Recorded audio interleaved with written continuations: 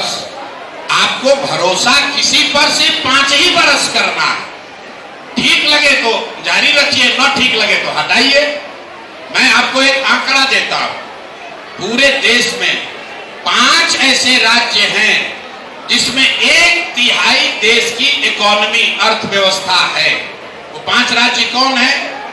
केरल, तमिलनाडु, आंध्र प्रदेश, तेलंगाना और कर्नाटक। ये 5 राज्य में 1/3 देश की इकोनॉमी है। जब देश आजाद हुआ तो ये 5 राज्य करीब करीब बिहार के बराबर ही थे। आज वो इतने आगे कैसे हो गए? वहां अलग अलग भाषा बोली जाती है, अलग अलग कल्चर है, अलग अलग पार्टियों की सरकार है, वहां पर भी बहुत भ्रष्टाचार है, वहां पर भी नेता सब बदमाशी करता है, वहां पर भी अफसर लूट रहा है, वहां पर भी इसी देश का संविधान है। फिर ऐसा क्या हुआ उन 5 राज्यों में?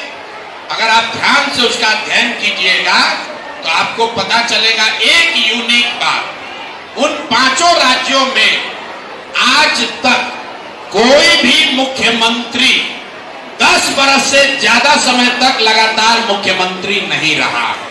जनता पलटते रहती है, सबके मन में डर है कि अगर काम नहीं होगा तो जनता हटा देगी।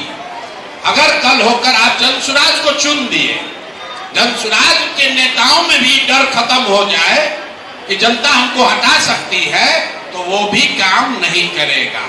यही नीतीश कुमार 2005 से लेकर 2015 तक काम कर रहे थे, क्योंकि उनको डर था कि भैया हमको जनता हटा सकती है।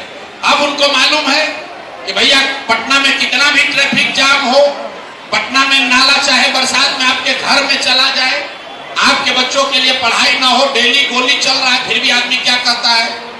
बहुत खराब है। लेकिन चलिए लालू जी से तो ठीक है ना है, कम से कम 6 बजे के बाद घर बंद तो नहीं होना, ना पढ़ा, चलो भैया इसी को दे देते हैं। उसका डर ही खत्म हो गया।